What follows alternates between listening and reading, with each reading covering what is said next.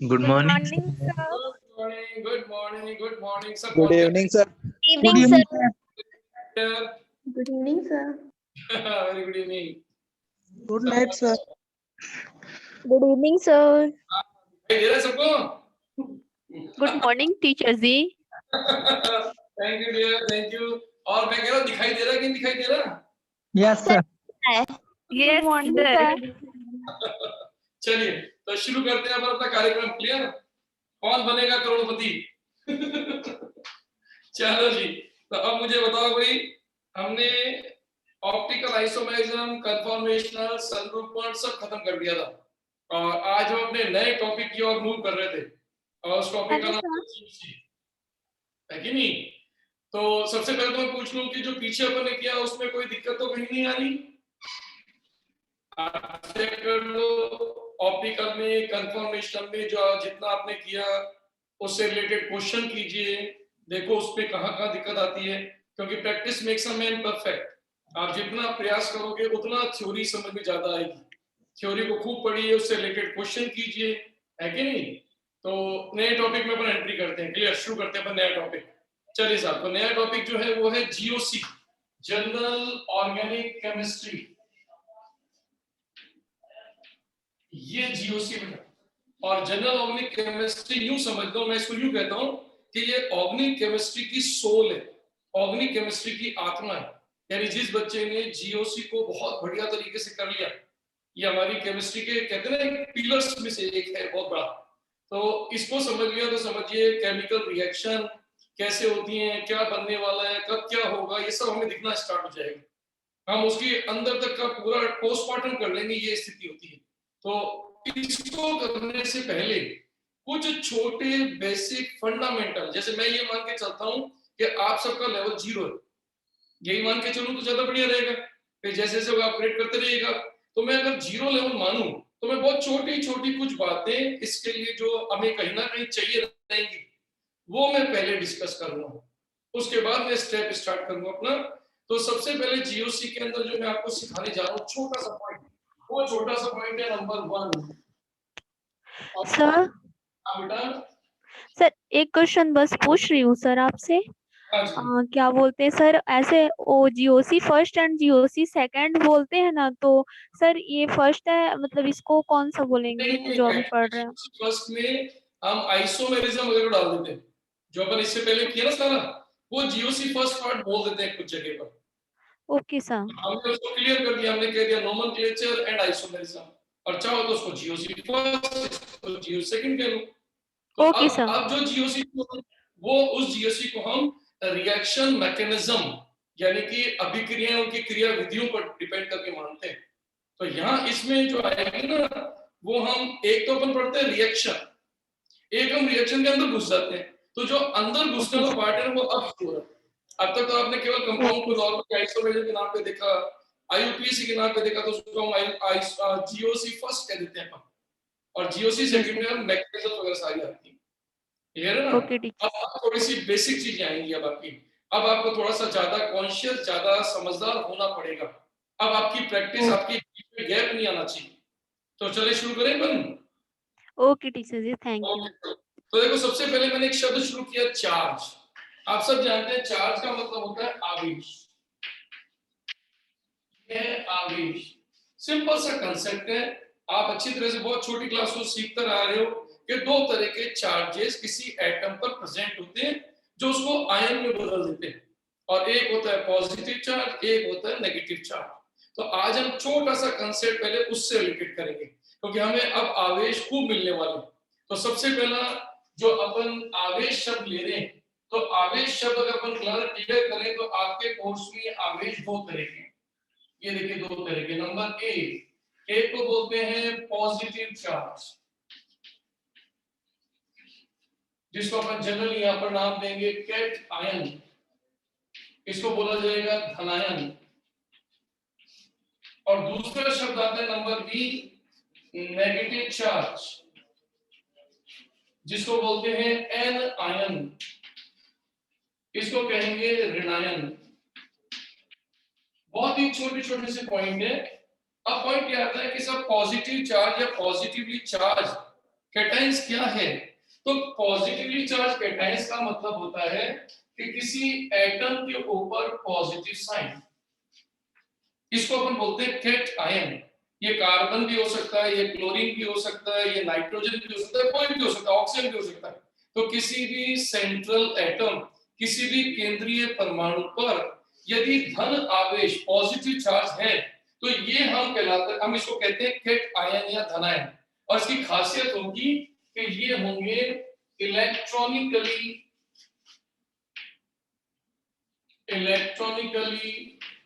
Deficient. इसका मतलब है इन्हें कहते हैं इलेक्ट्रॉन न्यून, यानी जिन पे पॉजिटिव चार्ज ज्यादा है, इसका मतलब वो इलेक्ट्रॉन की कमी से जूझ रहे हैं, इसलिए हम उनको कहते हैं वो इलेक्ट्रॉन डेफिशिएंट या इलेक्ट्रॉन न्यून जातियां हैं। और उन्हें अपने नाम दिया है कैटायंस, या इन्हें कहते हैं धन आवेशित जातियां। पहला पॉइंट छोटा सा क्लियर। अब दूसरा पॉइंट आता है what is anion, what is ऋणायन। ऋणायन क्या है? नाम से क्लियर हो रहा है, आप सब अच्छे जानते हो। ऋणायन का मतलब हो गया ऐसी जातियां जिनके ऊपर नेगेटिव चार्ज, इनको एनायंस बोलते हैं। तो मानी बात है नेगेटिव चार्ज है, ऋण है, इसका मतलब आपने अपना ऑक्टेट कंप्लीट कर रखा है। तो इसका मतलब इस समय सभी के सभी इलेक्ट्रॉनिकली रिच हैं, ये इलेक्ट्रॉन धनी जातियां हैं, ये इलेक्ट्रॉन धनी जाती। तो बहुत सिंपल सा कंसेप्ट है कि सब पॉजिटिवली चार्ज, जिस पे पॉजिटिव चार्ज हो उन्हें कैटायन कहा जाएगा, वो इलेक्ट्रॉन न्यून होंगी। और नेगेटिवली चार्ज है जिनके ऊपर नेगेटिव चार्ज है वो इलेक्ट्रॉन रिच है।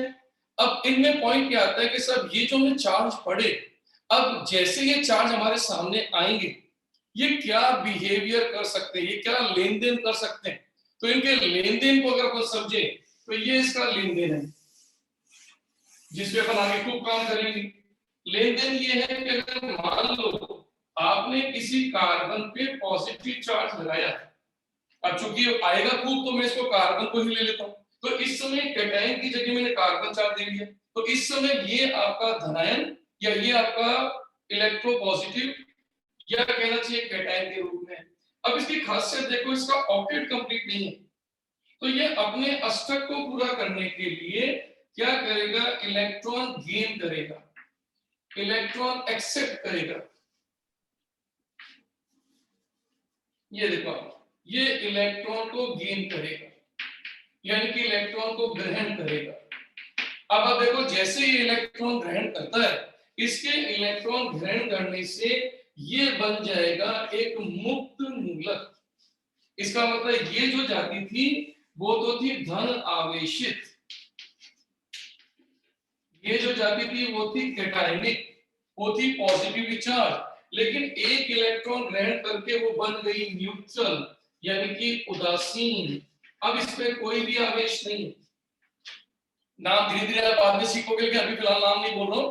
तो आपका जो कैटायन है वो अपने आप में एक इलेक्ट्रॉन एक्सेप्टर है। तो सही मायने में जो इलेक्ट्रॉन डेफिशिएंट होता है वो इलेक्ट्रॉन एक्सेप्टर होता है, इलेक्ट्रॉन ग्रहण करने वाला होता है। अब आप सोचो आपका जो न्यूट्रल जाति बनी, इस न्यूट्रल जाति को आप एक इलेक्ट्रॉन और दे दीजिए, देखो ये फिर इलेक्ट्रॉन को एक इलेक्ट्रॉन को ग्रहण करेगा, और जैसे ही वो एक इलेक्ट्रॉन को और ग्रहण करेगा, अब की बार कार्बन में टोटल हो जाएंगे 8 इलेक्ट्रॉन, यानी वो ऋण आवेश उस पर दिखना स्टार्ट हो जाएगा और ये जाति बन जाएगी ऋण आयन।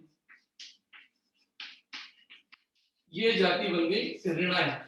तो आपने फॉरवर्ड डायरेक्शन देखा कि अगर हम कैटायन को इलेक्ट्रॉन देते जाएं तो यदि वो पूर्ण इलेक्ट्रॉन का युग्म यानी पेयर ले ले तो वो अपना आवेश बदल लेगा, लेकिन अगर स्टेप बाय स्टेप चले, एक ही ग्रहण करे तो वो उदासीन बनेगा।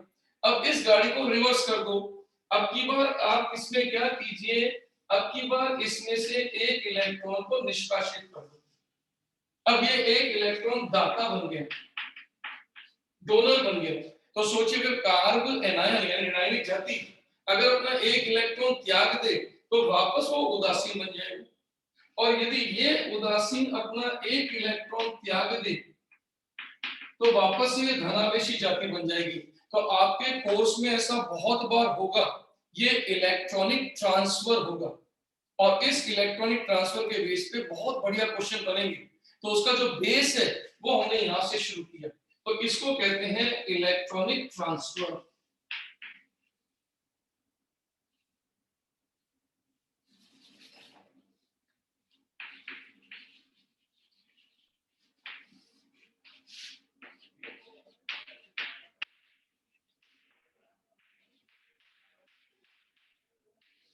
तो ये हो रहा है इलेक्ट्रॉनिक स्थानांतरण या इलेक्ट्रॉनिक ट्रांसफर। तो पहला छोटा सा केस पढ़ लीजिए पहले, व्हाट इज चार्जेस। ये तो चार्जेस का मतलब है वो आवेश, वो आपका साइन, वो आपका चिन्ह जो किसी परमाणु पे उसके इलेक्ट्रॉन की कमी या इलेक्ट्रॉन की अधिकता को दर्शाता है। यदि धन आवेश है तो कमी, और ऋण आवेशित है तो धनी अवस्था को बताता है। तो पहले इसको स्नैपशॉट कर लीजिए, फिर इसका अगला स्टेप में एंट्री करिए। सर सर उदासीन को इंग्लिश में क्या बोलेंगे सर? न्यूट्रल को इंग्लिश में, उदासीन को इंग्लिश में न्यूट्रल। न्यूट्रल न्यूट्रल न्यूट्रल, ये न्यूट्रल। तो ये है चार्ज कैटायन, ये है चार्ज एनायन, ये है न्यूट्रल जिसपे कोई चार्ज नहीं है। सर एक बार और बताइए ना। तेरा तेरा जरूर आता है एक बार कि सर एक बार दोबारा बताइए। हम कहते हैं नाम बदल के रखने वालों, सर एक बार और बताइए। पूछूं आप क्या कि सर एक बार और बताइए वाला बच्चा कहाँ है? अरे बदमाश, बहुत सिंपल सा पॉइंट बोला है कि सब अभी पहला स्टेप है कि सब किसी भी सेंट्रल एटम के परमाणु पर यदि कोई आवेश दिख रहा है तो आवेश कितने तरह का? दो तरह का, पॉजिटिव और नेगेटिव। अगर पॉजिटिव है तो उसका अर्थ होता है वो इस समय इलेक्ट्रॉन डेफिशिएंट है, इलेक्ट्रॉन लेगा, और जिसमें नेगेटिव है वो इलेक्ट्रॉन देगा। हमने वही चीज देखी, जो पॉजिटिव है वो इलेक्ट्रॉन लेता जा रहा है, लेकिन लेगा कितना? वो लेगा दो, क्योंकि उसको ऑक्टेट कंप्लीट करना है। उसके पास ऑलरेडी 6 इलेक्ट्रॉन पड़े हुए हैं, 2 2 4 2 6, हर बॉन्ड में 2 इलेक्ट्रॉन होते हैं। तो इसका मतलब वो ऑक्टेट कंप्लीट करने के लिए जो पेपर सीखेंगे ऑक्टेट कैसे चेक करते हैं, तो ऑक्टेट को पूरा करने के लिए वो 2 इलेक्ट्रॉन ग्रहण करता है। लेकिन अगर वो एक एक करके ले तो बीच का स्टेशन भी आता है न्यूट्रल का। तो इसका मतलब अगर कोई धनायन इलेक्ट्रॉन एक्सेप्ट करता है केवल एक इलेक्ट्रॉन, तो वो अपने चार्ज को खत्म करता है, और यदि वो एक इलेक्ट्रॉन और ले ले तो वो इलेक्ट्रॉन के आवेश को ग्रहण कर लेता है, उसमें नेगेटिव आ जाता है। तो ये हमने इलेक्ट्रॉन के ट्रांसफर को शो किया, जो आने वाले चैप्टर या आने वाले टॉपिक्स में हमारे बहुत मदद करने वाला है। उसका बेस क्लियर हो गया आज, अभी फिर दोबारा कहीं ना कहीं आएंगे। चलिए बेटा, अब चार्ज के बाद नंबर सेकंड पॉइंट ले रहा हूं मैं।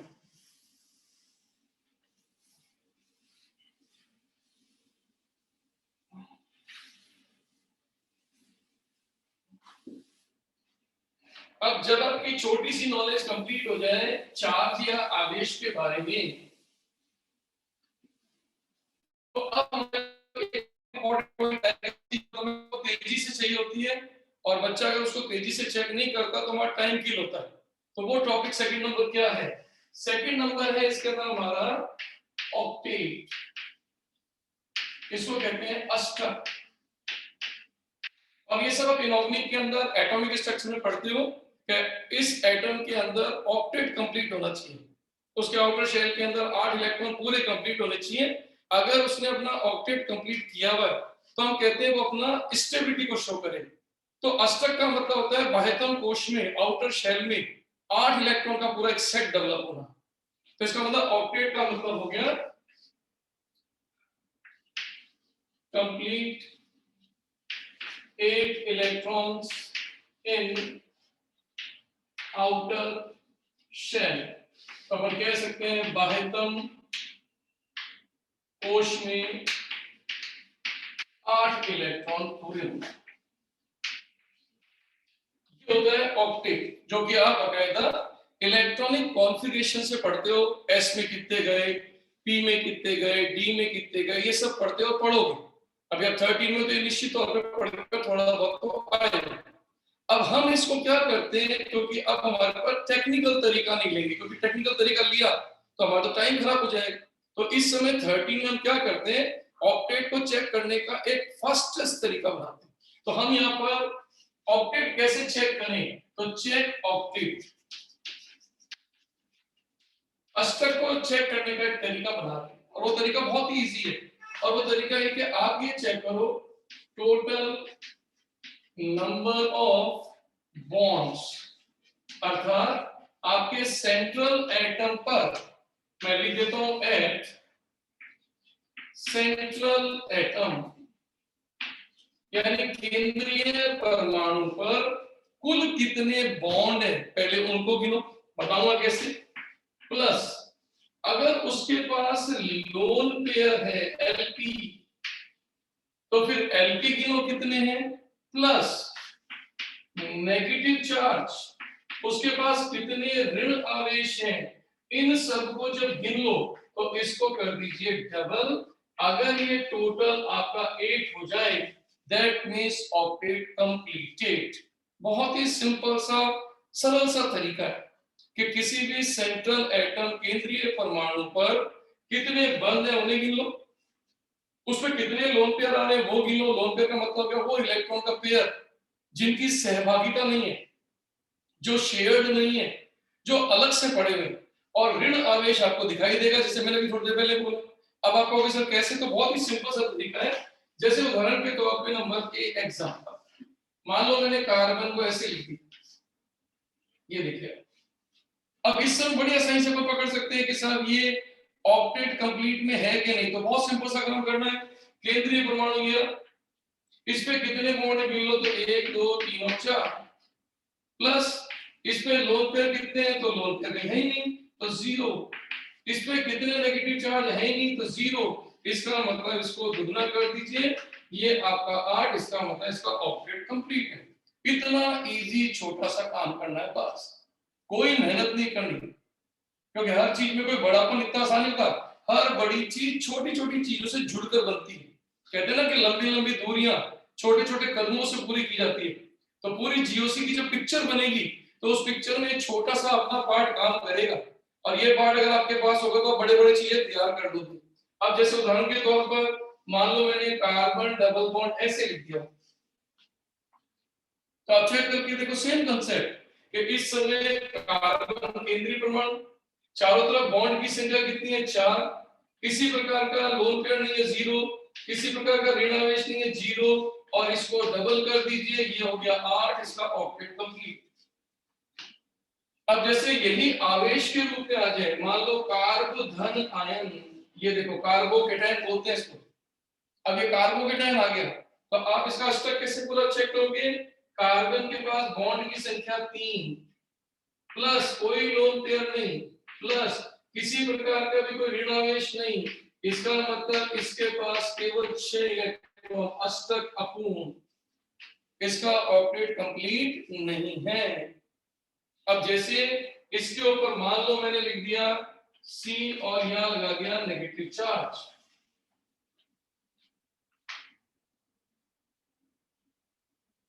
तो आपने क्या चेक किया, सर पूर्ण है इसका, पूर्ण है सर। बॉन्ड कितने हैं 3, प्लस लोन पेयर 0, लेकिन अब की बार कौन सा चार्ज, माइनस चार्ज, इसलिए आप चेक करके देखिए इसका ऑक्टेट कंप्लीट, यानी ये कंप्लीट ऑक्टेट में आएगा। तो आज के बाद कोई भी केंद्रीय परमाणु बन सकता है। मैंने कार्बन लिया है, आप यही काम नंबर बी, मान लो नाइट्रोजन के ऊपर ले लो, ये देखो ये नाइट्रोजन, नाइट्रोजन के अंदर 3 बॉन्ड है और 1 लोन पेयर है। तो अगर आप चेक करके देखो तो इस समय इसका ऑक्टेट चेक करके देखो कंप्लीट और इनकम्प्लीट, कंप्लीट कंप्लीट, तो ये देखो 8 पूरे हुए, देखो कंप्लीट कैसे, 3 तो बॉन्ड है, 1 लोन पेयर है, तो 3 और 1 4, और 4 दूनी 8, यानी 4 2 8, क्योंकि नेगेटिव है ही नहीं। अब यही केस अगर अपन लेते हैं अमोनियम फॉर्म में, देखो ये इसको कहते हैं अमोनियम फॉर्म, N पर प्लस, धनावेशित केंद्रीय परमाणु। अब आप चेक करके देखो इसका ऑक्टेट कंप्लीट और इनकम्प्लीट, कंप्लीट कंप्लीट, क्योंकि बॉन्ड की संख्या होगी 1 2 3 4, कोई नेगेटिव नहीं, कोई लोन पेयर नहीं, तो 4 2s are 8, हर बॉन्ड में 2 इलेक्ट्रॉन, तो इसका अष्टक पूर्ण। अब मान लो आपको ऐसे दे दिया जाता है,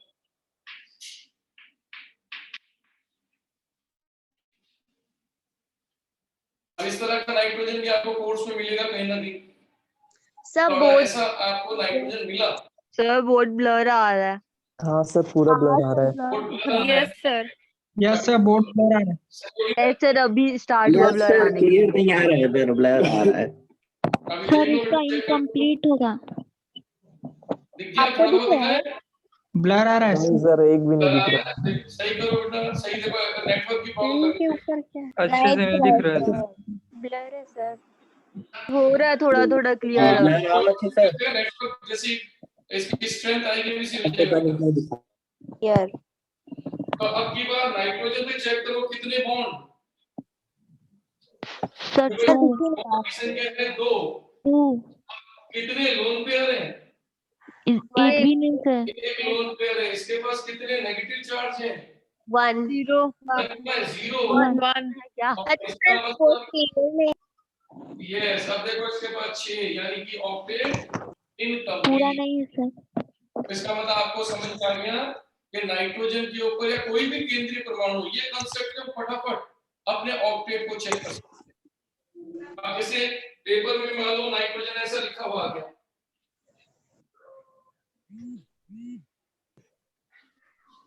जैसा कि आप साइनाइड में देखते हो, देखो आप सर नहीं दिख रहा है सर, क्लियर नहीं है। सर पूरा ब्लर आ रहा है सर। सारा ब्लर हो गया। सर इसमें 8 सर ब्लर आ रहा है। दिखा सर। सर थोड़ा बड़ा लिख दीजिए, दिख जाएगा। जैसे एक थोड़ा तो थोड़ा नहीं दिख दिखा रहा है। सर अब थोड़ा थोड़ा क्लियर हो रहा है। थोड़ा बड़ा लिख दीजिए। 8 आएगा। एक को कहानी नहीं दिखाते। अब थोड़ा बड़ा बड़ा लिखो। बड़ा बड़ा लिख दूं? अब तो दिख अब रहा है। सर ब्लर हो रहा है बहुत। सर ब्लर है सर। अब आप देखो नाइट्रोजन का ऑक्टेट कंप्लीट के इनकम्प्लीट। सर कंप्लीट कंप्लीट है। कंप्लीट है। नाइट्रोजन पे टोटल बॉन्ड्स कितने हैं? 3 तो 3 तो बॉन्ड हो गए, प्लस कितने लोन एक लोन पेयर। Lone pair. कितने नेगेटिव चार्ज? 0 जीरो। अब चेक कीजिए, इसका मतलब इसका ऑक्टेट कंप्लीट। अब मेरे पास समझ में आ गई? जैसे अगर मैं यही एग्जांपल मान लो चेंज करता हूं, अब देखो यहाँ पर, जैसे मान लो मैंने नंबर सी कैटेगरी में यहां पर ले लिया ऑक्सीजन, ये देखो। अब आप चेक करके देखो क्या इस ऑक्सीजन का ऑक्टेट कंप्लीट है क्या? यस सर कंप्लीट है। कंप्लीट है। क्योंकि इसके टोटल बॉन्ड है 2, प्लस इसके लोन पेयर के नंबर भी है 2, लेकिन इसके पास कोई नेगेटिव नहीं है। इसका मतलब इसको मल्टीप्लाई बाय 2 करके देखो इसका ऑक्टेट कंप्लीट। बहुत ही सिंपल तरीके से चेक करना है, कोई रॉकेट साइंस लगाना नहीं, इतना इजी करना, तभी स्पीड बन जाएगी हमारे यहाँ। तो मैं होप कर रहा हूं आपको पकड़ में आ रहा है। जैसे कल को मैं ऐसे लिख देता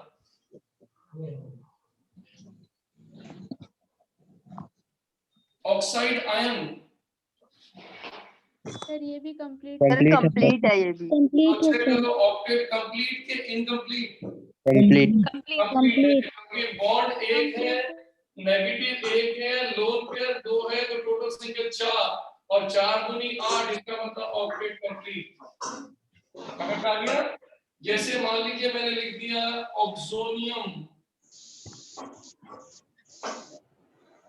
ये देखो ऑक्सोनियम फॉर्म, O के ऊपर एक प्लस चार्ज लगा दिया। कंप्लीट है सर। कंप्लीट है। कंप्लीट है सर। कंप्लीट है। क्योंकि बॉन्ड कितने हो गए? 3 तीन और और एक लोन पेयर, One pair. 4 और 4 प्लस 1 लोन पेयर। तो मैं होप करता हूं आपको ये पॉइंट समझ में आ गया कि आज के पेपर में किसी भी सेंट्रल एटम का ऑक्टेट चेक करना हो तो उसके Yes, sir. कितने बॉन्ड है उस पर लगे हैं, वो देख लो। क्लियर? उसके अलावा लोन पेयर। हाँ, उसके अलावा आप चेक कीजिए कि उस पे कितने लोन पेयर और कितने नेगेटिव, इनका सम टोटल करके इनको मल्टीप्लाई बाय 2 कर दीजिए, तो ऑक्टेट चेक करना हमारा काम है। क्या मैं होप करूं मेरी बात समझ में आ गई? Yes sir. ये हमारा Yes, second sir. Point. Yes sir. अब तीसरा पॉइंट है, छोटा सा है, वो भी कर देते हैं। तो इसको हटा दूं बेटा? Yes sir. Yes sir.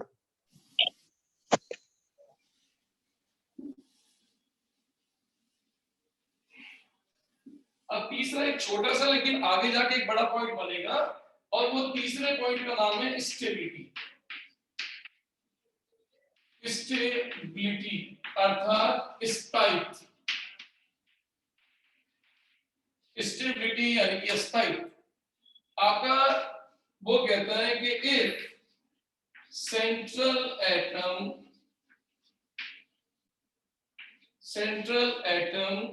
neutral and with complete octet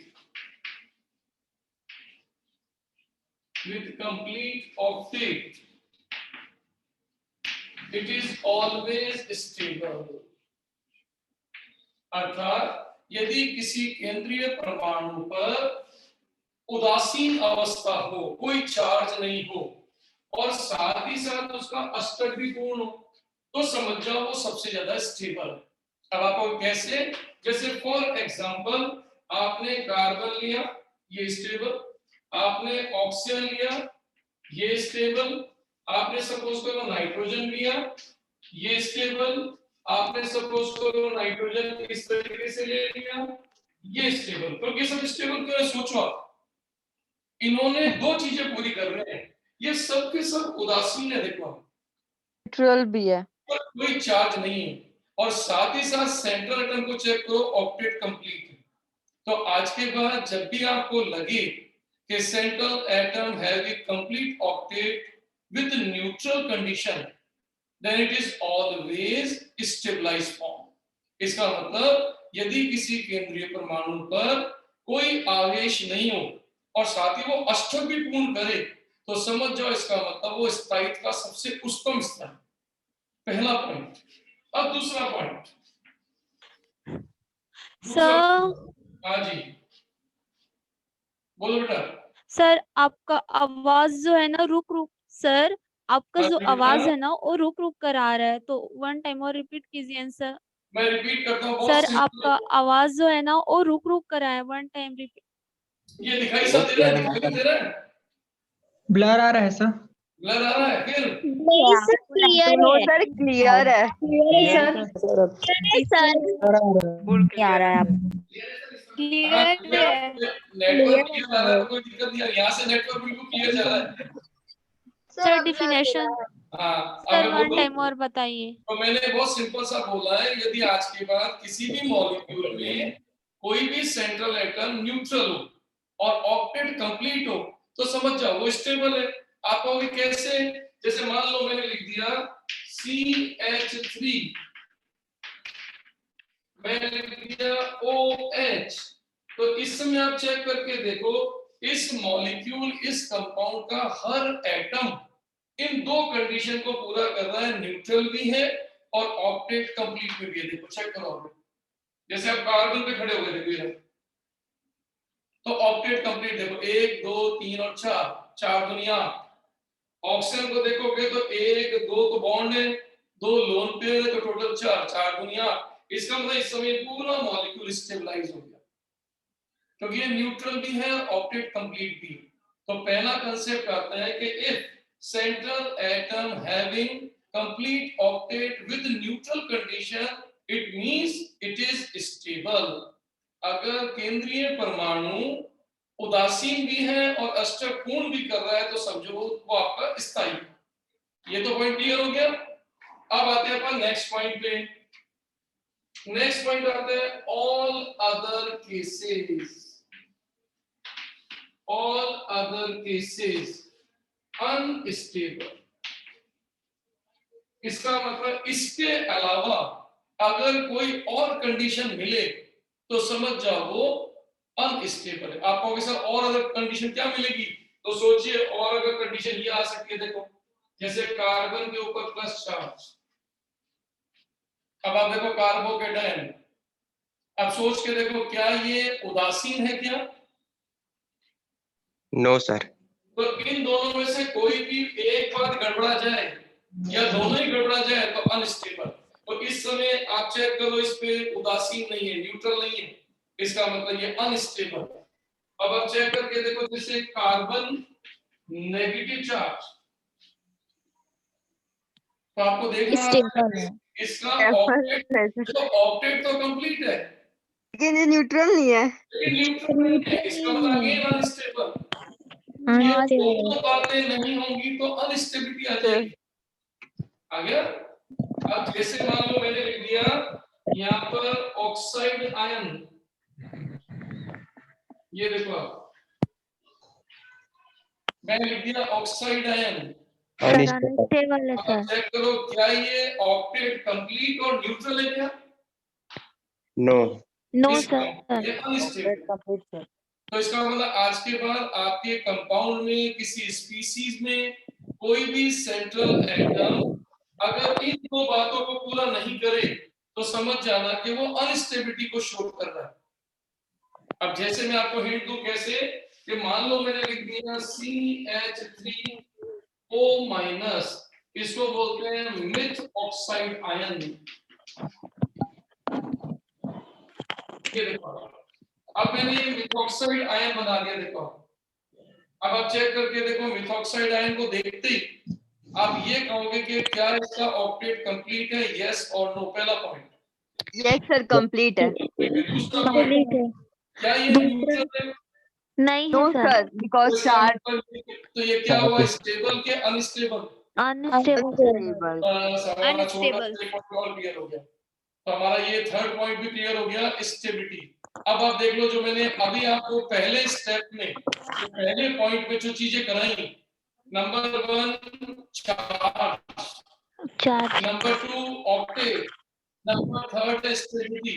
अब तीनों मिला लीजिए और अपने आप को डिसाइड करना शुरू कर दो कि आज के बाद हम जो ऑब्जेक्ट पूरा कर पा रहे हैं, जो उद्देश्य पूरा कर पा रहे हैं, वो उद्देश्य क्या है। आज के बाद हम आवेश को पहचानना सीखते हैं और सीखे में धन आवेश क्या है, ऋण आवेश क्या है, हमें दिखाई देता है। दूसरा, हमें केंद्रीय परमाणु सेंट्रल एटम का ऑक्टेट चेक करना आता है। नंबर तीसरा पॉइंट, हम स्थायी और अस्थायी में डिफरेंस करना सीख गए। ये ऑब्जेक्ट, ये हमारा उद्देश्य कंप्लीट हो गया। हमारा पहला सिंपल सा टॉपिक कंप्लीट हो गया, चेक कर लो। अब कहीं दिक्कत हो तो मुझे बताओ, फिर हम नए एंट्री पॉइंट पे एंट्री करने जा रहे हैं, नए वाले पॉइंट पे। देख लो एक बार अच्छी तरह से, हटा दो इसको। Yes sir. तो ये लीजिए, हमारा पहला छोटा सा स्टेप कंप्लीट हो गया, आपके जीओसी की शुरुआत का छोटा सा पॉइंट। अब इसके धीरे धीरे यूज आएंगे तो उस समय हम इनको बार बार लाते रहेंगे। यस, अब देखिए शुरू करने जा रहे हैं अपने एक बहुत ही महत्वपूर्ण पॉइंट, और उस महत्वपूर्ण पॉइंट का नाम है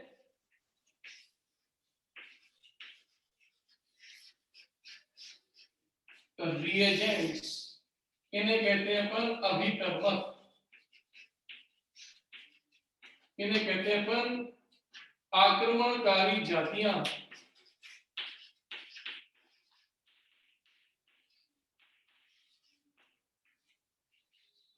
ये लेने जा रहे हैं अपन रिएजेंट, अभिकर्मक, आक्रमणकारी जाति। अब ये कब काम आएगी, मैं आपको हिंट देता हूं। इसको अपन अब रिसर्च करने जा रहे हैं, तो हम छोटे छोटे टुकड़ों में चीजें सीखेंगे, और जब छोटे छोटे टुकड़े हमारे पास इकट्ठे हो जाएंगे तो बाद में हम उनको जोड़ेंगे, और जोड़ने से पूरी पिक्चर बनेगी, कंसेप्ट बनेगा, और वही आपको करेगा बेस दिया। तो उस छोटे से टुकड़े में हमने पहला टुकड़ा लिया है रिएजेंट या अभिकर्मक या आक्रमणकारी जाति। अब ये क्या होती है, अगर मैं सिंपल सा बताऊं तो सबसे पहले अपन एक चीज पढ़ते हैं, रिएक्शन यानी कि अभिक्रिया। तो आप जितनी भी केमिकल रिएक्शन पढ़ते हो, रासायनिक अभिक्रिया पढ़ते हो, उस रासायनिक अभिक्रिया में क्या होता है समझो आप। उस रासायनिक अभिक्रिया में एक ए नाम का कंपाउंड, इसको कहते हैं रिएक्टेंट। रिएक्टेंट, रिएक्टेंट का मतलब होता है क्रियाकारी। ये होता है क्रियाकारी, जो कि सबसे ज्यादा क्वांटिटी में आप अपने बीकर में डालते हो, तो जिसकी क्रिया शुरू करते हैं उसको कहते हैं क्रियाकारी। तो हमने एक कंपाउंड लिया क्रियाकारी, क्लियर? अब हमने इस क्रियाकारी की क्रिया इस बी से करवा दी, तो इस समय जो ये बी दिखाई दे रहा है, ये बी एक रीएजेंट है, ये एक आक्रमणकारी जाति है। अब ये आक्रमणकारी जाति क्या करेगी? देखो आप, ये आक्रमणकारी जाति इस पे अटैक करेगी, और अटैक करके वो क्या करेगी? एक नए कंपाउंड का डेवलपमेंट कर देगी, वाई। एक नया कंपाउंड बनेगा, ये जो वाई कंपाउंड बनेगा इसको कहते हैं उत्पाद। ये उत्पाद है, इसको कहते हैं प्रोडक्ट। और हो सकता है कुछ क्रियाओं में जेड भी निकले, ये जरूरी नहीं सब में निकले, कुछ में निकलेगा भी, तो उसे कहते हैं सह उत्पाद। ये कहलाता है बाई प्रोडक्ट। तो आपके लिए रिएजेंट क्या हुआ? एक बहुत सिंपल सा कंसेप्ट कि reagents are that type of chemical species which attack at a reactant and it convert into product part. अगर आज के बाद कोई भी रासायनिक जाति किसी क्रियाकारी के ऊपर आक्रमण करके उसे उत्पाद में बदल रही है, तो हम उसको कहते हैं अभिकर्मक या रिएजेंट बोलते हैं। तो रिएजेंट जो होते हैं वो सामान्यतया एरो के ऊपर लिखे जाते हैं, और या वो जिसके साथ मिलाए जाते हैं उससे बन जाते हैं। तो आपके बीकर में हमने जो ए कंपाउंड लिया वो तो था मेन क्रियाकारी, वो तो था मेन रिएक्टेंट, लेकिन जिसने उस पर आक्रमण करके उसके बॉन्ड तोड़े और उसे उत्पाद में बदला, तो उस आक्रमणकारी जाति, उस अटैकिंग स्पीसीज को हमने नाम दिया है रिएजेंट। अब आपके कोर्स में वो रिएजेंट कौन कौन से हैं आज हम उसको सीखने जा रहे हैं। तो पहले इसको अच्छी तरह से देख लें, इसमें से कोई पॉइंट अगर आपको लगे नहीं आए तो मैं रिपीट करता हूँ, मैं एक बार रिपीट करूंगा। हाँ, मैं रिपीट करता हूँ। साउथ पार्ट को इंग्लिश में क्या बोलेंगे? बेटा, ये साउथ पार्ट को इंग्लिश में क्या बोलेंगे? By product, by product, by product, by product हो बाई। ये सह उत्पाद होता है बाई प्रोडक्ट। सर एक बार डेफिनेशन बोलिए ना। जैसे अगर मान लो मैंने सिंपल सा एक रिएक्शन कर रही, मान लो फॉर एग्जांपल मैंने लिखा CH3Cl मिथाइल क्लोराइड, एरो के ऊपर लिख दिया मैंने हाइड्रोक्सिल आयन, और देखो मैंने आपको यहाँ पर दे दिया CH3OH, और यहाँ से रिलीज हो गया आपका ये Cl नेगेटिव। तो अगर इस केमिकल रिएक्शन को अगर आप गौर से देखो तो आपको दिखाई दे जाएगा इस समय ये कौन हो गया जो हमने बीकर में लिया, दैट इज रिएक्टेंट। इसको सबस्ट्रेट भी बोलते हैं बेटा, आप रिएक्टेंट बोल लो, सबस्ट्रेट बोल लो, एक ही बात है, क्रियाकारी। और ये जो स्पीसीज एरो पे दिखाई दे रही है ये है आपकी अटैकिंग स्पीसीज, ये है एक आपकी अटैकिंग स्पीसीज। और इस अटैकिंग स्पीसीज ने अटैक किया, और अटैक करके क्या किया? Cl को यहां से किक करके बाहर निकाल दिया और उसकी जगह पे खुद बैठ गया। तो जो कंपाउंड आपने लिया था वो तो था मिथाइल क्लोराइड, और जो बन गया वो मिथाइल अल्कोहल। तो सोचो जो बना आपका प्रोडक्ट साइड, वो प्रोडक्ट है जो एरो के बाद में बनता है। इसका मतलब आपके बीकर में जो रिएक्टेंट था वो बदल गया प्रोडक्ट में, और साथ में Cl निकल गया, इसका मतलब वो बाई प्रोडक्ट है। तो इसका मतलब इस समय हमें रिएजेंट दिखाई दे रहा है ये। अब ये रिएजेंट कौन है, अब इसका नाम दिया जाएगा, कैटेगरी बताई जाएगी, वो अब हम काम करने जा रहे हैं। तो क्या मैं होप करूं मेरी बात समझ में आ गई? Yes sir. Yes sir. Yes sir. चलिए तो इसको कर लीजिए स्नैपशॉट, तो मैं इसके स्टेप को आगे बढ़ाता हूं। तो छोटा सा कंप्लीट हो गया। What is reagents? तो reagents are attacking species which are attacking in nature which convert the reactant into product part, यानी में जो reactant को product में convert कर रहे हैं, तो उन्हें अपने नाम दिया है reagent या आक्रमणकारी जाति।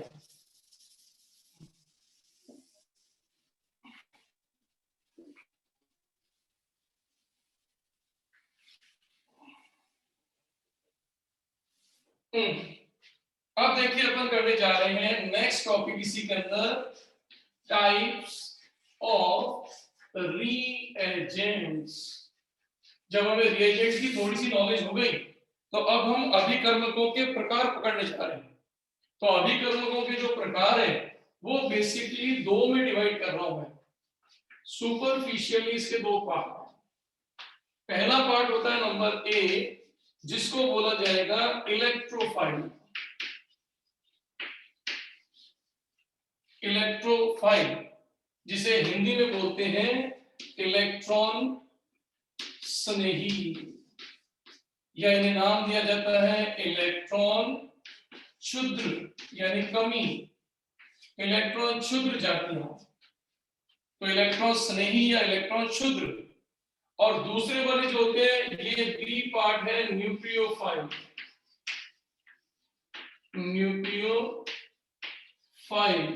न्यूक्लियोफाइल को बोलते हैं नाभिक स्नेही। तो टोटल दो पार्ट पे अपन काम करेंगे और ये दोनों पार्ट हमारे लास्ट तक के चैप्टर में हमें मदद करते रहेंगे बेटा, लास्ट तक के चैप्टर में। तो इलेक्ट्रोफाइल एंड न्यूक्लियोफाइल, इलेक्ट्रॉन स्नेही या इलेक्ट्रॉन शुद्ध और नाभिक स्नेही। अब हम वन बाय वन पहले इन पे रिसर्च करेंगे।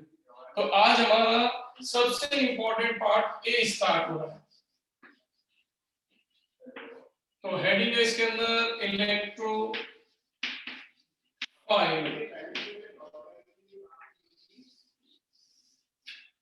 ये शुरू करने जा रहे हैं। देखो अब पहले इसका वर्ड मीनिंग समझ लो। पहला शब्द है इलेक्ट्रो। इलेक्ट्रो शब्द इलेक्ट्रॉन के लिए लिया जाता है, इलेक्ट्रॉन को बोल रहे हैं अपन इलेक्ट्रो। और दूसरा शब्द है फाइल। फाइल का मतलब होता है टू लव, यानी कि स्नेह रखने वाला, स्नेह रखने वाला। अब आप सोचो इलेक्ट्रॉन के प्रति स्नेह, इलेक्ट्रॉन के प्रति आकर्षित होने वाला, क्या इलेक्ट्रॉन धनी होगा कि इलेक्ट्रॉन न्यून होगा? इलेक्ट्रॉन न्यून। इलेक्ट्रॉन न्यून होगा, इलेक्ट्रॉन कम होगा। इसका मतलब इस समय शब्द हमें बता रहा है कि ये जाति इलेक्ट्रॉन न्यून है। इसका मतलब इसके बारे में हमें जो चीजें क्लियर हुई वो क्लियर हुआ। नंबर पहला पॉइंट कि इलेक्ट्रोफाइल का मतलब होगा इलेक्ट्रॉन क्षुद्र अर्थात इलेक्ट्रॉन न्यून अर्थात इलेक्ट्रॉन डेफिशिएंट स्पीसीज, यानी ऐसी जाति जिसके अंदर इलेक्ट्रॉन यानी अष्टक पूरा नहीं हो, इलेक्ट्रॉन की कमी हो। इसका मतलब उस जाति को अपन नाम देने जा रहे हैं इलेक्ट्रोफाइल। पहला पॉइंट। दूसरा पॉइंट आप सोच के देखो, जो इलेक्ट्रॉन न्यून होगा, जो इलेक्ट्रॉन के प्रति आकर्षित रखने वाला होगा, तो सोचिए वो इलेक्ट्रॉन लेगा किसे। इसको अपन नाम देते हैं इलेक्ट्रॉन ग्राही। इसका मतलब ये हमेशा इलेक्ट्रॉन एक्सेप्टर होगा। इसका मतलब आज के बाद हमारी डेफिनेशन बहुत सिंपल बन गई। What is electrophile? Electrophiles are that type of species which are electronically deficient and they always accept electrons। अर्थात ऐसी जातियां जिनमें इलेक्ट्रॉन की कमी हो, जो इलेक्ट्रॉन के प्रति स्नेह रखती हो, अर्थात जो हमेशा इलेक्ट्रॉन ग्रहण करती हो, उन्हें अपन इलेक्ट्रोफाइल कहते हैं। इसीलिए इनको सिंबलाइज करते हैं। Number third point, symbolise by E positive. इसका मतलब आज के बाद जब भी किसी स्पीसीज के लिए अपन इलेक्ट्रोफाइल बोलेंगे, हम उसको E+ से बता सकते हैं। अब इस E+ का मतलब समझना बेटा। E का मतलब हो गया इलेक्ट्रोफाइल और प्लस का मतलब चार्ज नहीं है, प्लस का मतलब है कमी, डेफिशिएंसी। इसका मतलब इसके पास इलेक्ट्रॉन की क्या है? कमी है। तो आज के बाद E+ का साइन हमारे इलेक्ट्रोफाइल के लिए क्लियर हो गया। अब पहले चेक कर लो, क्या ये इतनी सी डेफिनेशन समझ में आ गई? Yes, sir. जब हमें इसके तीनों पॉइंट क्लियर हो गए, छोटे छोटे 3 पॉइंट्स की डेफिनेशन बन जाएंगी। वापस समझना, what is electrophile? Electrophile means होता है इलेक्ट्रॉन लविंग स्पीसीज। अगर मैं दोनों को मिला दूं तो इसका नाम बन गया इलेक्ट्रॉन लविंग स्पीसीज। यानी कि इलेक्ट्रॉन से स्नेह करने वाली जाति, अर्थात वो रासायनिक जाति जिसमें इलेक्ट्रॉन की कमी हो, जो सदैव इलेक्ट्रॉन लेने के लिए तत्पर हो और जिसे प्रदर्शित किया जाए E+ से। यह हमारा पहला छोटा सा point clear. What is electrophile? Electrophile is electron loving species which is always electron deficient in nature and always accept or gain electrons. So it is represented by or denoted by E+. तो मैं hope करूं ये छोटा सा point हमें clear हो गया। जब हमें डेफिनेशन समझ में आ जाए तो अब हम इसके बारे में वन बाय वन खुलासा करेंगे। तो सबसे पहले अपन इसके अंदर पहला पार्ट लेने जा रहे हैं ए, और इस ए पार्ट का नाम है चार्ज इलेक्ट्रोफाइल। अर्थात सबसे पहले अध्ययन करने जा रहे हैं आवेशित इलेक्ट्रोफाइल का।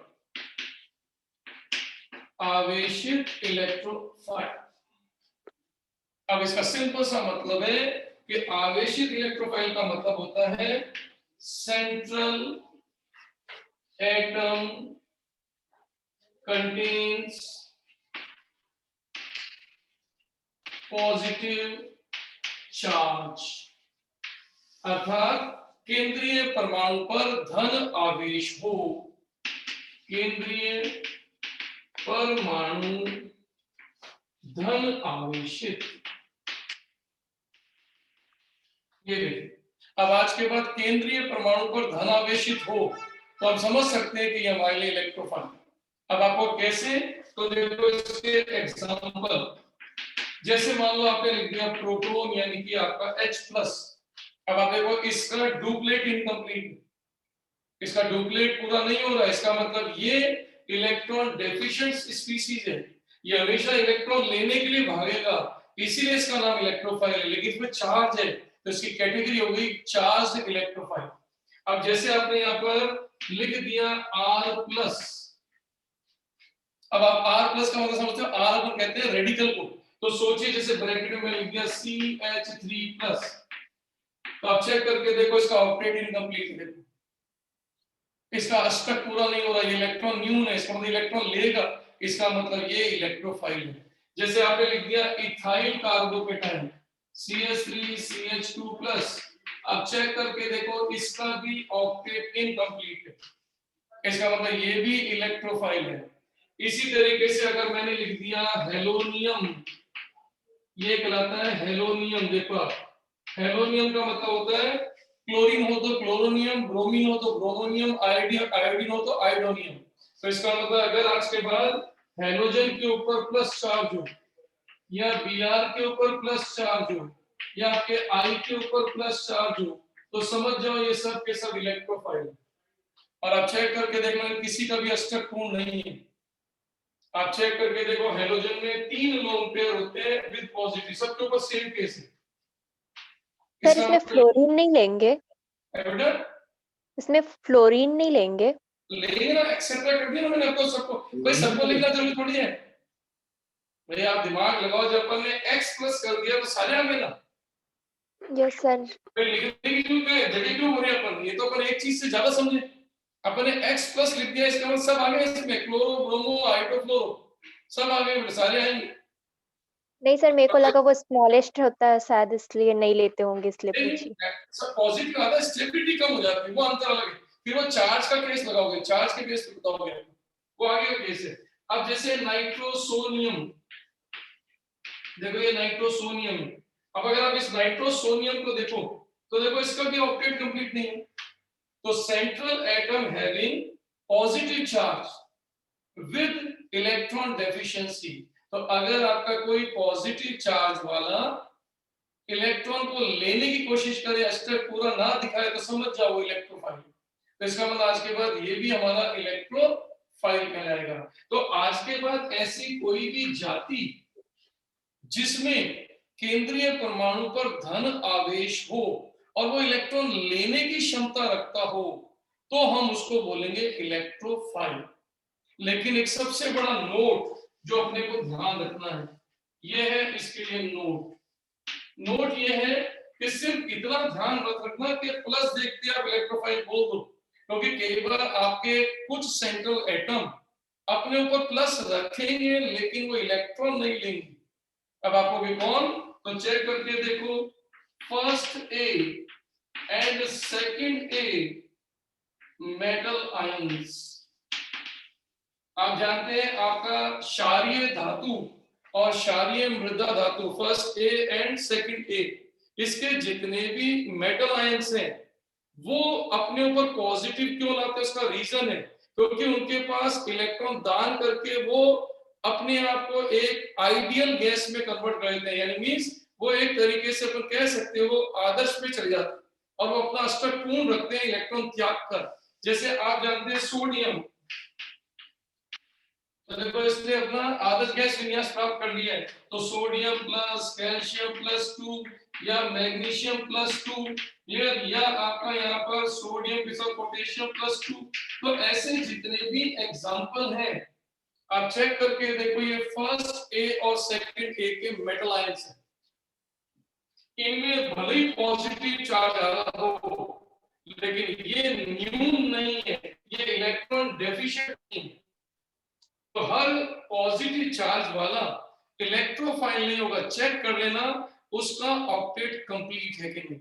जैसे इस समय इन सब का ऑक्टेट कंप्लीट, तो ये आपके इलेक्ट्रोफाइल नहीं है, पहला पॉइंट। नंबर दूसरा पॉइंट, जैसे आपका हाइड्रोनियम, ये देखो हाइड्रोनियम आया, ये देखो नंबर सेकंड हाइड्रोनियम। अब इस पे पॉजिटिव चार्ज है लेकिन चेक कर लो इसका ऑक्टेट कंप्लीट है। देखो ये रहे आपके 1 2 3 और ये चौथा कॉलम पे, तो इसका मतलब इसका ऑक्टेट कंप्लीट है, इसलिए ये इलेक्ट्रॉन एक्सेप्ट नहीं करेगा।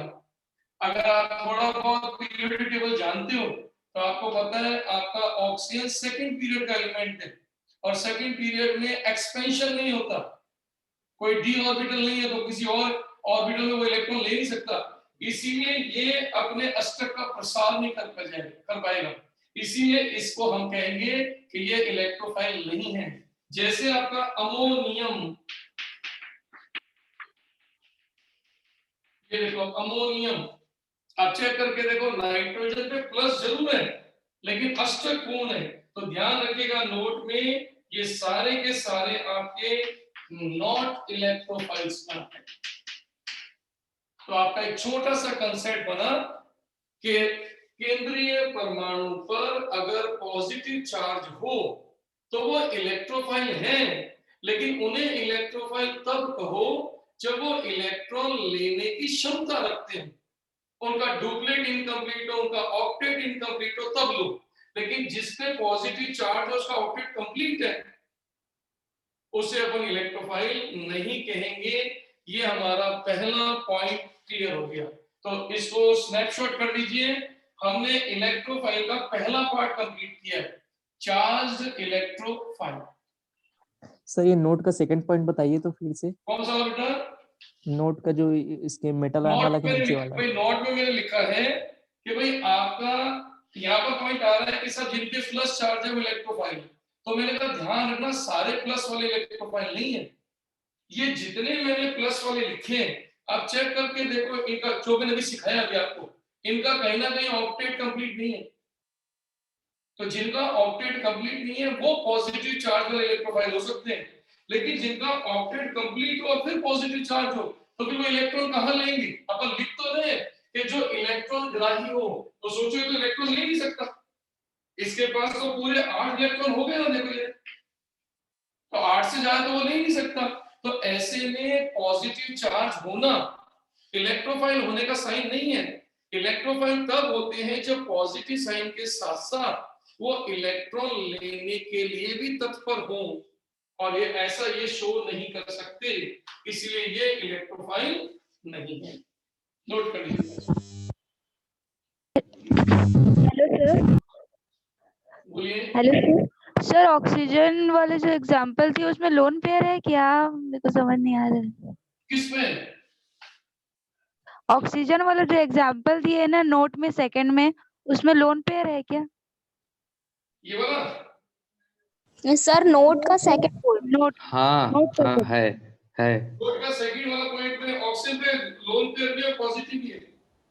लोन पे अच्छे से दिख ओके नहीं सर, रहा। पॉजिटिव चार्ज है। ओके सर, लोन पे दिख नहीं रहा था। ऑप्टेट कंप्लीट है। Okay sir. तो ये हमारा पहला क्लासिफिकेशन हो गया फॉर इलेक्ट्रोफाइल। इसको मैं थोड़ा जनरलाइज कर देता हूं, अगर वापस देख लो तो क्योंकि बाद में जाके छूटेगा। What is electrophile? Electrophiles are electron deficient and always accept electron, that is electrophile. अगर वो पॉजिटिव चार्ज है तो कैटेगरी नंबर फर्स्ट कि पॉजिटिव चार्ज वाला इलेक्ट्रोफाइल तभी है जब उसको इलेक्ट्रॉन लेने की पावर है, और अगर उसके पास पॉजिटिव है लेकिन इलेक्ट्रॉन लेने की पावर नहीं है तो फिर वो इलेक्ट्रोफाइल नहीं है। अब आ जाइए बेटा इसके अंदर इसका बी पार्ट, ये तो मैंने कराया ए part.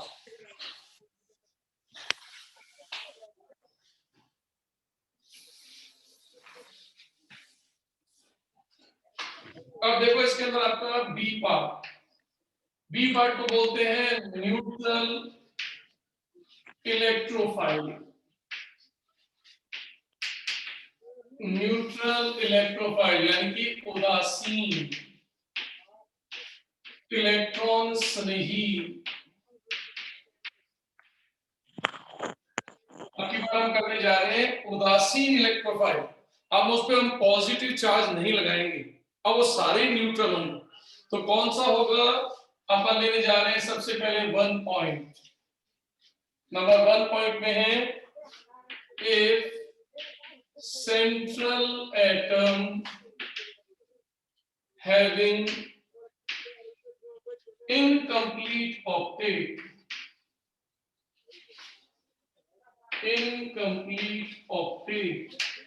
or a vacant p or d orbital।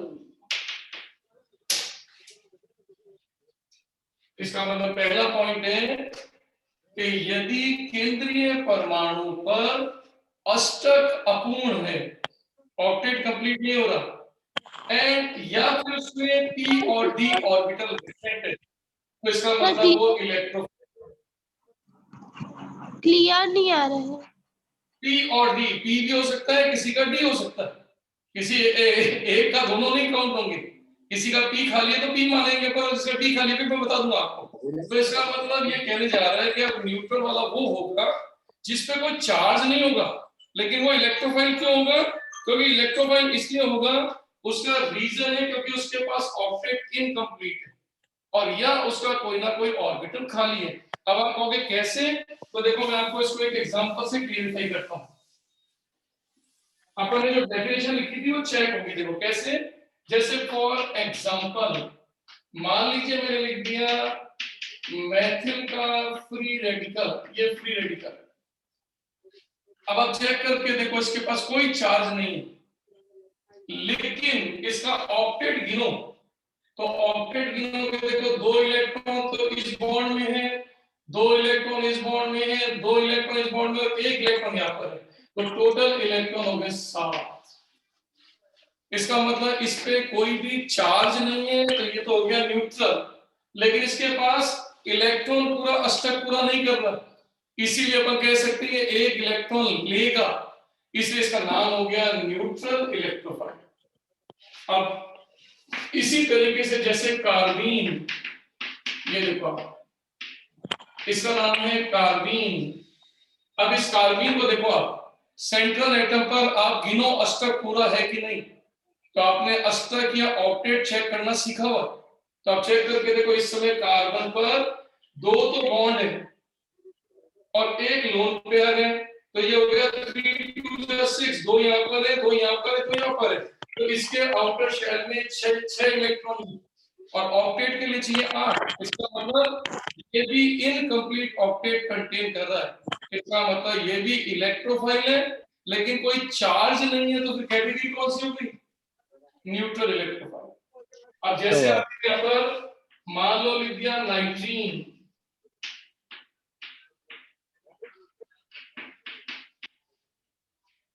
अब देखो इसके अंदर आप चेक करो नाइट्रीन। अब नाइट्रोजन की आउटर शेल को चेक करो, क्या आप इसमें टोटल 8 इलेक्ट्रॉन देख पा रहे हो? No sir. नो, तो इसका मतलब इसका ऑक्टेट इनकम्प्लीट, लेकिन कोई भी चार्ज नहीं है। तो central atom without charge and having incomplete octet that is electrophile neutral. तो इसका मतलब इस समय ये भी 6 इलेक्ट्रॉन के कारण एक इलेक्ट्रोफाइल। तो आप नोट करो जो मैंने ऊपर हेडिंग डाली है कि यदि केंद्रीय परमाणु का अष्टक अपूर्ण हो। सर थोड़ा हम्म, सर स्पीड थोड़ा कम कीजिए ना, ब्लर आ रहा है तो अच्छे से क्लियर नहीं हो रहा है। अच्छा ब्लर आ रहा है। सर अब क्लियर दिख रहा है। देखिए अभी थोड़ा क्लियर हुआ, इससे पहले क्लियर नहीं था ना। चलो कोई बात नहीं, हाँ अभी क्लियर हुआ है एक चिल्ला रही थी बता रही है। था सर। लिसन टू मी बेटा, तो बहुत समझ ले। यदि किसी सेंट्रल एटम पर ऑक्टेट इनकम्प्लीट हो और उस पर कोई चार्ज नहीं हो, तो इनकम्प्लीट होना इलेक्ट्रोफाइल है, और उस पर कोई चार्ज नहीं होना उसको इस कैटेगरी में डालता है। तो आज के बाद इलेक्ट्रोफाइल तो फिक्स है, जो भी इलेक्ट्रॉन ऑक्टेट कंप्लीट नहीं हो रहा, इलेक्ट्रॉन ले रहा है, समझ जाओ वो इलेक्ट्रोफाइल है। लेकिन वो इलेक्ट्रोफाइल लेने के पीछे रीजन बता रहा है कि सर जिसके सिर पे प्लस चार्ज है, इसका मतलब उसका ऑक्टेट या ड्यूटेट पूरा नहीं है, इसलिए वो इलेक्ट्रॉन ले रहा है, तो वो इलेक्ट्रोफाइल हो गया चार्ज। और कोई न्यूट्रल है लेकिन ऑक्टेट इनकम्प्लीट है और इलेक्ट्रॉन ले रहा है, तो फिर वो भी न्यूट्रल इलेक्ट्रोफाइल। अब जैसे मैंने एग्जांपल लिख दिया BF3, अब ये BF3, अब इस BF3 में सेंट्रल एटम है बोरोन, तो आपको इस बोरोन में जाके देखना है। तो अगर आप बोरोन को देखते हो तो बोरोन के बाद 5 इलेक्ट्रॉन होते हैं, तो आप चेक करोगे कि बोरोन का इलेक्ट्रॉनिक कॉन्फ़िगरेशन लिखे तो 1s2, पहले 2 इलेक्ट्रॉन गए बस s में, फिर गए 2 इलेक्ट्रॉन 2s में, तो सोचो p में गया केवल 1। अब यदि मैं इसको अच्छी तरह से क्लियरिफाई करूं तो 2s आवाज क्लियर नहीं है सर। सर ब्लर है सर। भाई बता। हमारे में क्लियर है। क्लियर है सर, क्लियर है। ठीक है यार, किसको प्रॉब्लम हो रहा है अपना नेटवर्क ठीक क्लियर है। करो। आप लोग का नेटवर्क खराब है भाई। मैं बोलूं आगे? Yes sir. जाके अंबानी को बोलो इधर नहीं। अब सुन लो मेरी बात। अब जैसे मैंने एग्जांपल ले लिया BF3, अब इस BF3 में 5 इलेक्ट्रॉन है टोटल, तो अगर मैं इसको कॉन्फ़िगरेशन में डालता हूं, इलेक्ट्रॉनिक विन्यास में डालता हूं, तो 1s2 2s2 2p1, इसका मतलब 1s2 का 2s2 का मतलब क्या, दोनों इलेक्ट्रॉन पेयर्ड है। लेकिन p में देखा जाए तो आप चेक करो केवल एक ही इलेक्ट्रॉन आ रहा है, px के अंदर py खाली है, pz खाली है। अब आप सोचो अगर मैं इसको ग्राउंड स्टेट से, क्योंकि ये इस समय ग्राउंड स्टेट, ये इसकी ग्राउंड स्टेट निम्न ऊर्जा स्तर है। अब यदि मैं इसमें से इलेक्ट्रॉन को जंप करा के इस py में ट्रांसफर कर दूं, तो आपने पढ़ा हुआ है बेटा रूल के अकॉर्डिंग कि जो हाफ फील्ड ऑर्बिटल होते हैं वो ज्यादा स्थायी होते हैं, स्टेबल होते हैं। तो हमने इसको इलेक्ट्रॉन को जंप करा दिया ऊपर, तो सोचिए एक्साइटेड फेज में 1s तो अकेला रह गया, ये सॉरी 2s में एक इलेक्ट्रॉन रह गया, और जो p था इसके अंदर आप चेक कीजिए py में एक ऑलरेडी एक्सिस्ट कर रहा था, एक ये py में आ गया। आप चेक करके देखो अब आपका ये pz पूरा खाली है। इसका मतलब यदि आज के बाद यदि किसी का p ऑर्बिटल खाली हो तो कोई भी आने वाला अपने 2 इलेक्ट्रॉन इसमें डाल सकता है। इसका मतलब आज के बाद BF3 किसी से भी 2 इलेक्ट्रॉन ग्रहण कर सकता है, या कोऑर्डिनेट ज्योमेट्री पढ़ोगे, कोऑर्डिनेट बॉन्ड नहीं पढ़ोगे, तो सोचिए इस समय कोई भी 2 इलेक्ट्रॉन लाने वाला इस वाले में एंट्री करेगा। तो सोचो इसका मतलब आपका बोरोन का ट्राइफ्लोराइड एक इलेक्ट्रोफाइल सेंटर का काम कर रहा है। अपनी डेफिनेशन देखो कैसे हो गई कि central atom having incomplete octet and always accept electron pair. इसका मतलब आप चेक करके देखो बोरोन अपने p ऑर्बिटल के खाली होने पर इलेक्ट्रॉन ले सकता है, इसलिए इलेक्ट्रोफाइल। हर बार मैं एक ही बात पे जोर दे रहा हूं, इलेक्ट्रोफाइल कौन होते हैं? जो इलेक्ट्रॉन लेने की क्षमता रखते हैं। आज के बाद जो इलेक्ट्रॉन लेता दिख जाए, चाहे उसका कारण कुछ भी हो, चाहे उसके पास पॉजिटिव चार्ज हो तभी वो इलेक्ट्रोफाइल, चाहे वो न्यूट्रल हो लेकिन फिर भी इलेक्ट्रोफाइल। इसके अलावा जैसे d ऑर्बिटल खाली वाले कौन से हैं? जैसे आपके ZnCl2, जैसे आपका यहाँ पर SnCl4, जैसे आपका PCl3, जैसे आपका PCl5, क्लियर? ये सारे जितने या आपका अगर अपन देखें इसके अंदर तो AlCl3 ये जितने एग्जांपल मैं आपको दे रहा हूं ये सब के सब एग्जांपल इस कैटेगरी को बिलोंग करते हैं जिनके सेंट्रल एटम का ऑक्टेट या तो कंप्लीट नहीं है या जिनके पास कोई ना कोई p या d ऑर्बिटल खाली पड़ा हुआ है और वो उसमें इलेक्ट्रॉन ले रहे हैं तो समझ जाना हर वो सेंट्रल एटम जो इलेक्ट्रॉन ले लेता है किसी से आप समझ जाना वो इलेक्ट्रोफाइल। क्या मेरी बात आपको सेकंड समझ में आ गई? तो ये बी नंबर वाले को स्नैपशॉट कर दीजिए पूरा।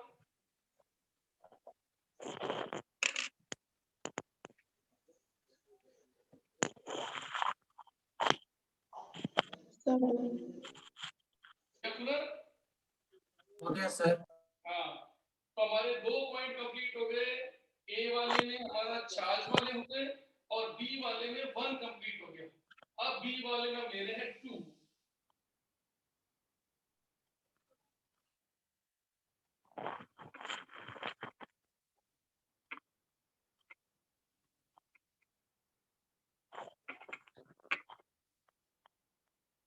अब आ जाइए नंबर 2। नंबर 2 में इसी न्यूट्रल के लेने जा रहे हैं वापस दूसरा पॉइंट और अब की बार पर लेने जा रहे हैं कि if central atom having 2 or more electronegative atoms clear. अब की बार अपन पॉइंट लेने जा रहे हैं कि यदि केंद्रीय परमाणु 2 या 2 से ज्यादा विद्युत ऋणी तत्वों से जुड़ा हो, विद्युत ऋणी परमाणुओं से जुड़ा हो तो समझ जाओ इसका मतलब वो इलेक्ट्रोफाइल बनने वाला है। अब आप कहोगे कैसे? तो देखो मैं आपको समझाता हूं, समझना कैसे। जैसे फॉर एग्जांपल कार्बन डाइऑक्साइड, ये देखिए आप। अब इस कार्बन डाइऑक्साइड में सारे एटम्स को चेक करो आप, चेक करके देखो क्या किसी का ऑक्टेट इनकम्प्लीट है। देखो ढूंढो सर कंप्लीट, सबका कंप्लीट है ना? चेक करना आता है? ऑक्सीजन का चेक करो, देखो इसका ऑक्टेट कंप्लीट है। Yes sir. कार्बन का चेक करो, इसका ऑक्टेट कंप्लीट है। तो इसका मतलब इसके पास भी 8 इलेक्ट्रॉन पूरे हैं, इसके पास भी 8 इलेक्ट्रॉन पूरे हैं, इसके पास भी 8 इलेक्ट्रॉन पूरे हैं। और आपको पता है जिसका ऑक्टेट कंप्लीट होता है वो तो इलेक्ट्रॉन लेता नहीं है, नहीं लेता ना, पहला पॉइंट।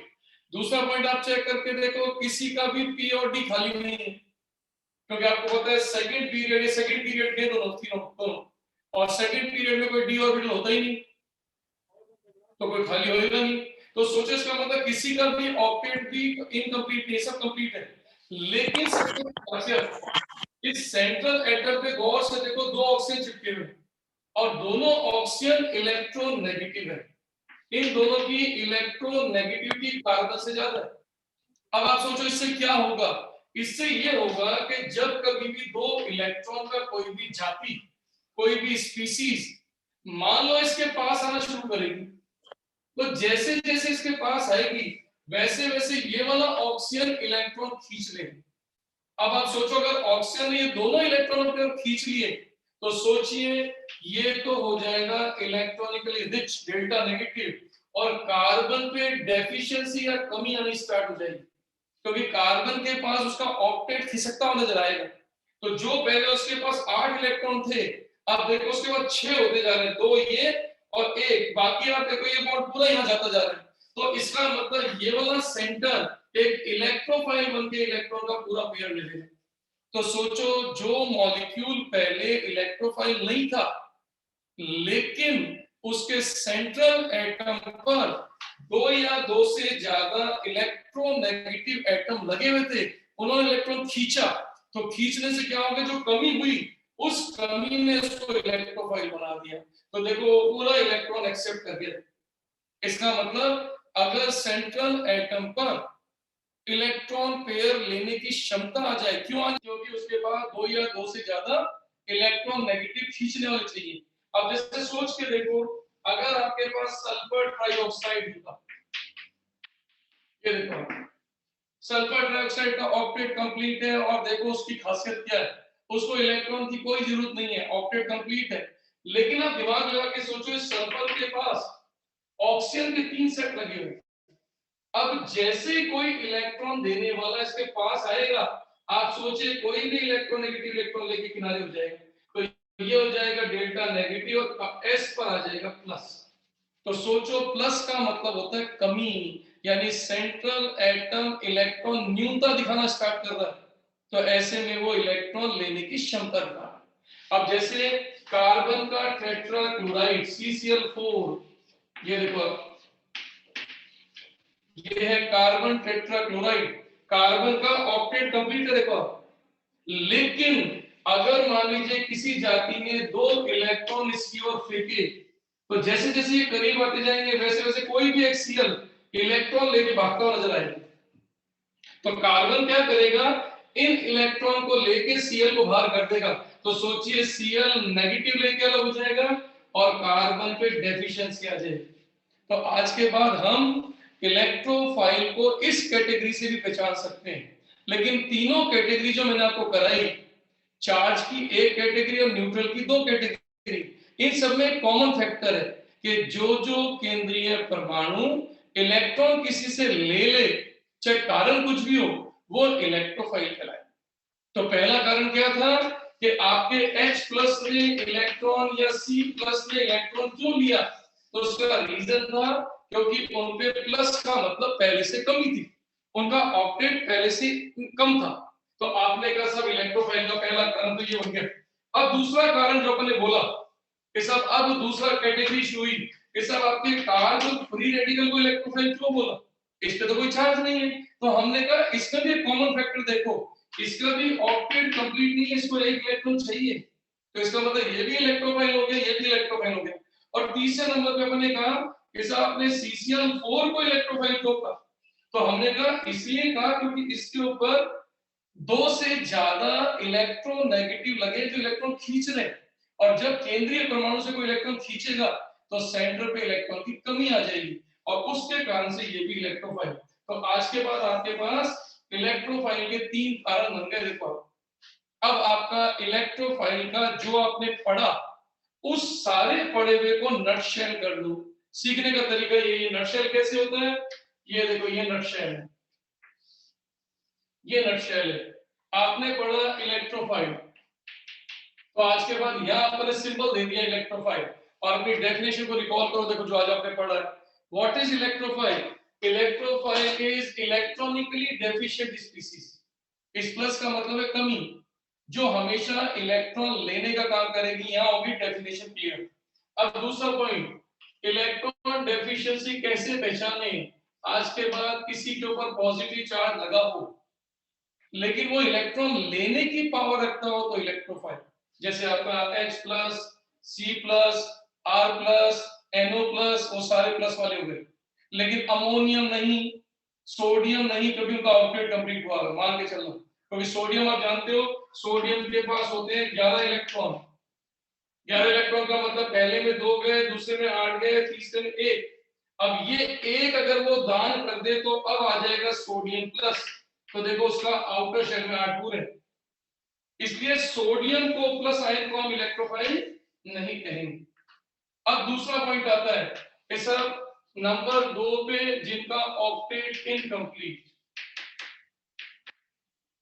ऑक्टेट इनकम्प्लीट और P या D वैकेंट, जिनका P या D खाली है, तो आज के बाद केंद्रीय परमाणु का अष्टक अपूर्ण हो या उनके P में जगह खाली हो, उनके D में खाली हो, जैसा मैंने लिख के दिया था, वो सब इलेक्ट्रोफाइल। और तीसरा नंबर हो गया 2 और मोर इलेक्ट्रोनेगेटिव वाला केस। अब आप चेक कर लो, आज के बाद आपका ये पूरा बॉक्स पूरे इलेक्ट्रोफाइल को दिखा रहा है। तो आज के बाद जब भी आप पढ़ने लगो, कोई क्वेश्चन सॉल्व करने लगो इलेक्ट्रोफाइल से रिलेटेड, तो सारे को पहले पूरा पढ़ लो, लेकिन जेब में इसको रखो, मिनी कंसेप्ट को, और इस मिनी कंसेप्ट को देख के समझ जाओ इलेक्ट्रोफाइल कौन कौन से। यहाँ आपका पूरा इलेक्ट्रोफाइल खत्म। तो मैं होप करता हूँ आपको ये पॉइंट समझ में आ गया होगा। कल आप इसको पूरा पढ़कर आओगे तो मैं इसको फटाफट रिवाइज कराकर इसके बारे में फाइनल लाइन दूंगा आपको कल ये बॉक्स दोबारा बनाऊंगा और इसमें कुछ इंपॉर्टेंट पॉइंट जोड़ दूंगा मैं। तो आज आप पढ़कर आज सीख कर आओगे तो कल अपन उसको डिस्कस करेंगे। क्लियर है? Yes sir. सर ये सेकंड वाली की डेफिनेशन बोलिए ना, सेकंड वाली की डेफिनेशन बोलिए ना। सेकंड यस सर, हिंदी में। हिंदी में इसका मतलब है यदि केंद्रीय परमाणु पर 2 या 2 से अधिक विद्युत ऋणी परमाणु जुड़े हों। ये देखो विद्युत ऋणी परमाणु जुड़े हों तो सोचो विद्युत ऋणी कौन होते हैं? जो इलेक्ट्रॉन खींचते हैं। तो केंद्रीय परमाणु पर यदि विद्युत ऋणी परमाणु जोड़ दिए तो वो क्या करेंगे? सेंट्रल से इलेक्ट्रॉन खींचेंगे अपनी ओर। तो सोचिए सेंट्रल इलेक्ट्रॉन पे कमी डेवलप हो जाएगी और ऐसे में कोई भी इलेक्ट्रॉन का पेड़ लेके उसके पास आया तो सेंट्रल एटम इलेक्ट्रोनेगेटिव को इलेक्ट्रॉन देकर उससे इलेक्ट्रॉन ले लेगा। तो केंद्रीय परमाणु का भले ही अष्टकोण हो लेकिन यदि उस पे 2 या 2 से अधिक विद्युत ऋणी परमाणु जुड़े हो तो समझ जाना इसका मतलब वो एक इलेक्ट्रोफाइल की तरह वर्क करेगा। जैसे अगर मैं आपको हिंट दूं तो जैसे आपके सामने अगर मैं हिंट देता हूं जैसे अमोनिया, ये देखो अमोनिया। अब इस अमोनिया को आप इलेक्ट्रोफाइल नहीं बोल सकते। क्यों नहीं बोल सकते? क्योंकि नाइट्रोजन के साथ जो आपने हाइड्रोजन लगाए वो आपको पता है वो इलेक्ट्रोनेगेटिव नहीं है। इसका मतलब इस समय सेंट्रल एटम के कोई बाल नहीं खींच रहा क्योंकि जो बाल खींचेगा वो सेंट्रल एटम को इलेक्ट्रोफाइल बना देगा। लेकिन सोच के देखो अगर मैं इस नाइट्रोजन पर तीनों H की जगह पर 3 F लगा दूं। आप सोच के देखो इसकी खासियत। तो नाइट्रोजन का ट्राइफ्लोराइड बना दिया मैंने। अब आप सोचो ये वाला फ्लोराइड अपनी तरफ इलेक्ट्रॉन खींचेगा, ये अपनी ओर खींचेगा, ये अपनी ओर। तो सोचिए इनके खींचने से इस नाइट्रोजन पे डेफिशिएंसी क्रिएट होगी। इस नाइट्रोजन को लगेगा कि मेरे से कोई इलेक्ट्रॉन खींच रहा है। ऐसे सेंट्रल एटम को कोई इलेक्ट्रॉन खींचता हुआ दिखेगा वो किसी और से इलेक्ट्रॉन ले सकने की पावर बना देगा। इसीलिए इस समय ये एक इलेक्ट्रोफाइल है जबकि ये इलेक्ट्रोफाइल नहीं है। पहचानने का सिंपल सा तरीका। क्लियर है? Yes sir, thank you sir. मिलते हैं अपन कल फिर। ओके डियर, हाँ जी, thank you. Okay dear, thank you. Thank you sir. Thank you sir. Thank you sir. Bye sir. Hi sir. Good night good sir. Morning sir. Good morning. जय GOC. सबसे जोर से बोलो जय माता दी। गाड़ा गाड़ा जोर से बोलो जय माता। भाई जीओसी पढ़ रहे तो जीओसी में रहना। जय जीओसी ऐसा होगा। जय माता दी भैया। जोर से बोलो जय माता दी भाई। पंडित आदमी भाई अपन। तो क्या किसी का भी शादी करा देगा? आओ आजा करा भाई। जतिन बिना दक्षिणा के। जतिन भाई ये बोला ना